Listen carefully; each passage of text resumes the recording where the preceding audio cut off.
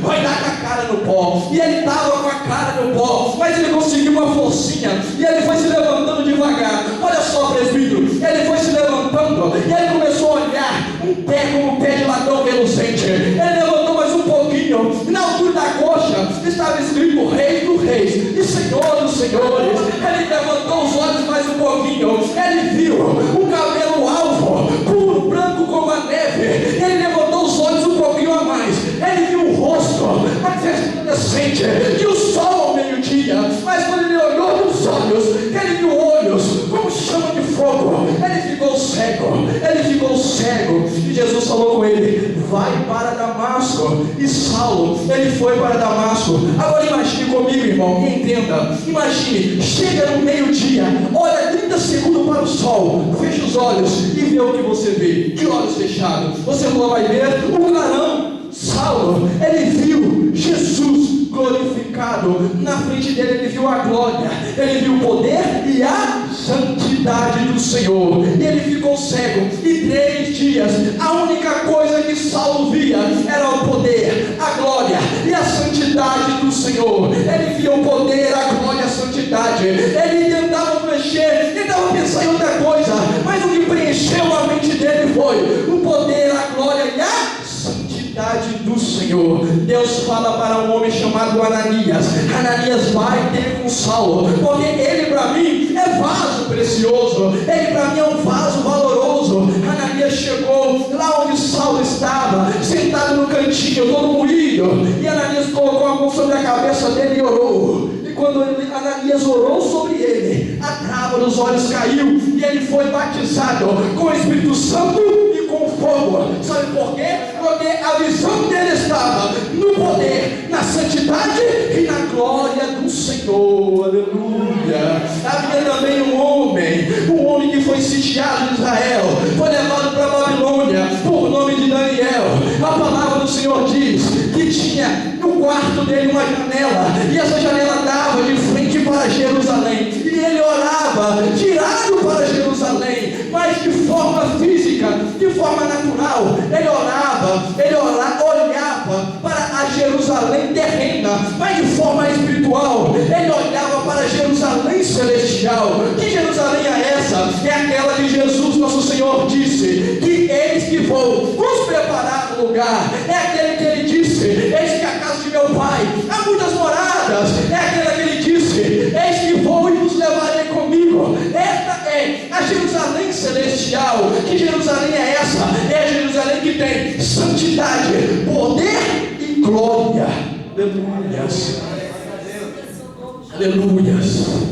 Primeira atitude que chama a atenção do Senhor do céu é a atitude de você permanecer, perseverar com a sua visão no poder, na santidade e na glória do Senhor. Quando você for chamado pelo Senhor, porque você é, toca no seu irmão e diz para ele: irmão, você foi chamado por Deus. Você foi chamado, toca com autoridade, você foi chamado por Deus. Deus, quando ele chama uma pessoa, ele enche de luz, ele enche de brilho. Olha para o sorriso dessa irmã, isso é cheio de brilho de Deus. E quando você começa a resplandecer o brilho, quando você começa a resplandecer a glória, quando você começa a resplandecer a luz do Senhor, você começa a chamar a atenção do mundo, você começa a chamar a atenção do céu, você começa a chamar também a atenção do inferno. Você chama a atenção e você incomoda. A forma com que você anda incomoda, a forma com que você veste incomoda, a forma com que você fala incomoda, a forma com que você ora incomoda, a forma com que você canta incomoda, a forma com que você prega incomoda.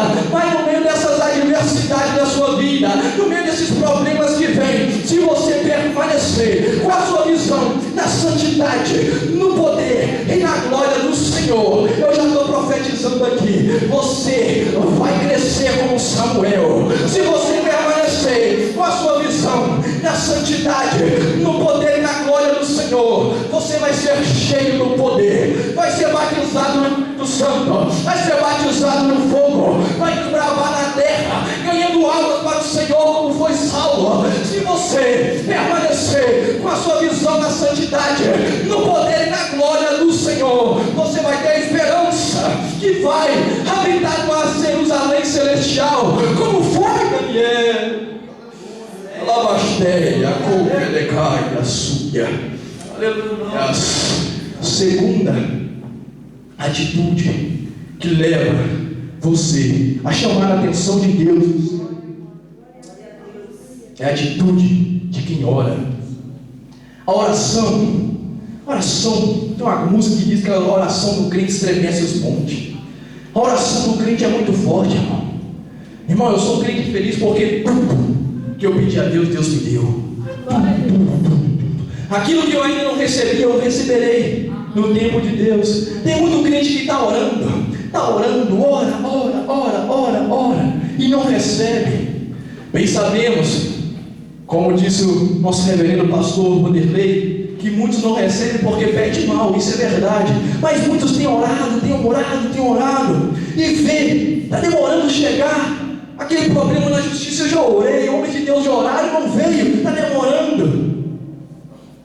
Eclesiastes 3 diz que há um tempo determinado para todas as coisas debaixo do céu. Já de chegar um tempo para a sua vida, há de chegar um tempo que Deus vai cumprir a sua oração, Deus vai atender a sua oração. Deus não esquece a oração que um servo fez. Quantos lembram do profeta Abacuque? O profeta Abacuque era um profeta simples, era um profeta pequeno. Ele não era que nem Isaías, que tem uma mini Bíblia dentro da Bíblia, 66 livros, não. Abacuque, o livro dele é apenas 3 capítulos. Ele era pequenininho, ele era simples, mas ele fez uma oração. Para mim, é uma das mais tremendas da Bíblia Sagrada. Ele orou, que homem tremendo na fé, meu pastor. Ele era grande na fé, ele orou, e a oração dele é a causa de nós estarmos aqui hoje. Uma oração simples, olha só como ele orou. Ele disse assim: Senhor, com o passar dos tempos, aviva a tua obra, e no tempo da sua ira, lembra-te da misericórdia. Agora olha para Deus, vamos viajar perto do cinto. Deus, ele colocou Adão no jardim, depois tirou Eva da costela de Adão. Eva pecou, Adão pecou, Deus colocou os dois na terra, os dois tiveram filhos, Caim e Abel. Caim foi lá por inveja de Abel, matou Abel, fez o que era mal aos olhos do Senhor, e continuou aquilo. Todo homem, de forma simbólica eu digo, tem 2 tigres no coração, o mal e o bem. Pergunta para mim, quem ganha? Pergunta. Ganha aquele que você alimenta mais. E a humanidade começou a alimentar o tigre mal dentro do coração, e tudo que eles faziam era mal, tudo que entristecia a Deus. Deus olhou para Enoque e falou: não, esse é justo, eu vou tirar ele da terra, porque a terra não é digna de ter ele sobre ela. Tirou Enoque, trasladou Enoque, viu que a terra estava pecado, Deus estava irado por causa do pecado do homem na terra. Deus vai e mata todo mundo, tirando somente alguns animais e a família de Noé. Deus começa a olhar o homem pecando, o homem fazendo mal. Deus tira uma família, leva para o Egito, separa em tribos, tira do Egito uma nação, abre o mar vermelho, leva para o deserto, manda maná de manhã cedo, manda codorniz à altura de 1,5 metros para ficar mais fácil para o povo pegar. No meio-dia, dá água da rocha, e o povo querendo voltar para trás, o povo não gostava, o povo pecando, e Deus irado.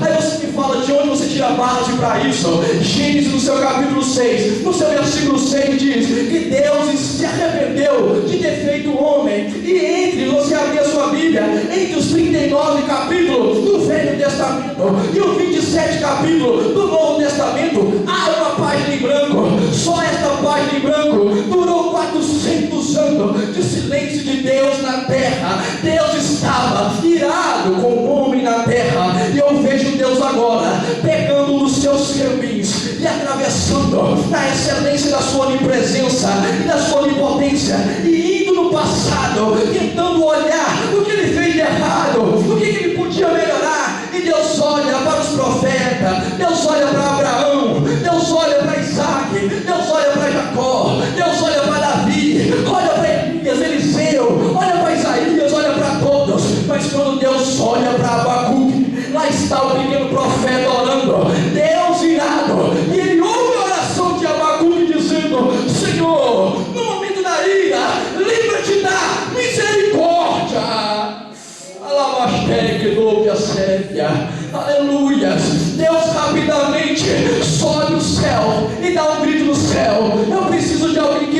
embaixo e se sacrifique por ele. Jesus levanta a mão e fala: Pai, eu vou, Senhor, eu me sacrificarei por ele, eu serei o cordeiro, porque da mesma forma que por um homem o pecado entrou no mundo, eu me farei homem no meio deles e tirarei o pecado do mundo. E gente, Jesus na terra, a pessoa encarnada de Jesus, como a palavra e a misericórdia. Jesus era misericórdia na terra. Presbítero Marcos, Jesus, eu vi um filme há um tempo atrás, o nome desse filme era Constantine, e alguém viu esse filme? Levanta a mão. Esse filme mostra ali um demônio andando na terra, e o lugar que esse demônio andava, a terra ficava podre, a terra ficava ruim, as flores morriam, os animais morriam, onde tinha alegria ficava tristeza. Ele fazia isso, mas Jesus era o contrário. Jesus, onde ele passava, a terra ficava deleitosa, as flores reabriam, e onde ele passava, a vida vinha. Jesus ia passando, ia deixando um rastro de amor, ia deixando um rastro de poder, ia deixando um rastro de bondade, ia deixando um rastro de misericórdia. Aleluia. Jesus morreu, ressuscitou o terceiro dia, e lá em Atos 2 diz a palavra do Senhor que estavam todos orando de joelho, certo de joelho, orando em uma casa, quando daqui a pouco Deus se coloca de pé do trono e manda um vento veemente impetuoso e enchendo a casa, e todos foram cheios do Espírito Santo e do fogo do Senhor, cumprindo a oração de Abacuque, pedindo: Senhor, no passado santo, abriu a tua obra, e a obra do Senhor foi avivada. Saiu Pedro pregando e ganhando 3.000 almas, ganhando 5.000 almas, e até hoje eu vejo um crente chamuscado no fogo, eu vejo um crente pentecostal até lutando, eu vejo um crente do manto, eu vejo um crente espiritual, eu vejo um crente cheio do fogo. Se você for desse crente que foi avivado pelo Senhor, levanta a mão e vai dando glória, vai dando glória, vai dando glória, vai dando glória, vai dando glória.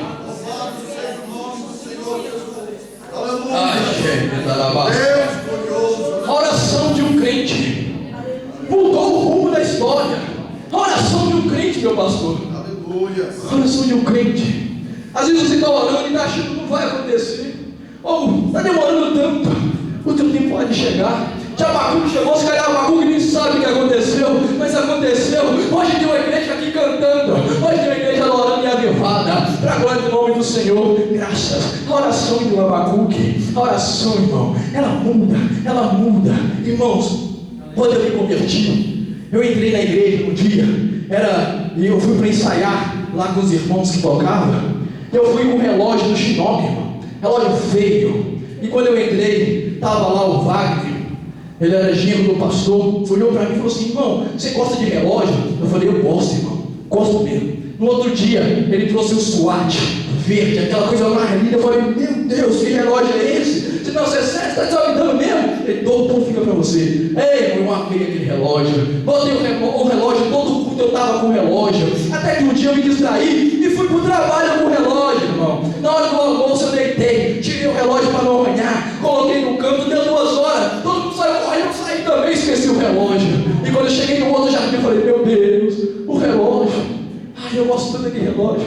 Aí eu liberei uma palavra profética. Falei: peraí, quem me deu? Foi quando eu me converti. Então se me deu, foi Deus que me deu. Então se Deus me deu, o que é meu, ninguém toca.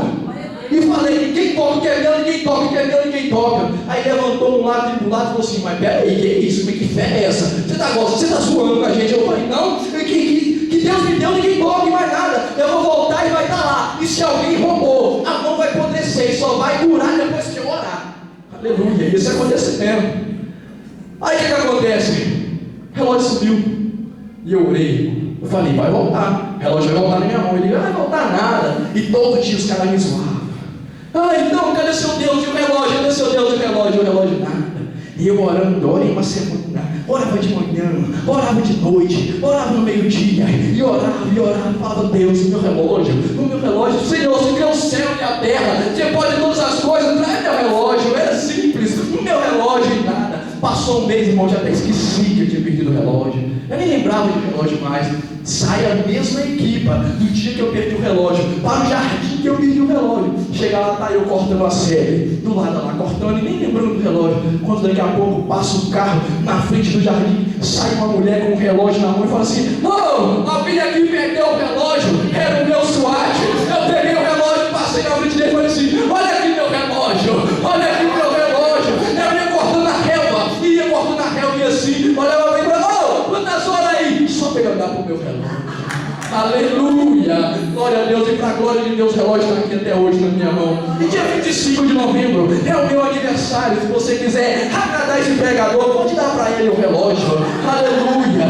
Oração, meu irmão, oração levanta a Deus no trono. A palavra do Senhor diz que Paulo, ele estava orando, e na oração dele, ele viu uma visão de um varão da Macedônia. E esse varão olha para ele e fala: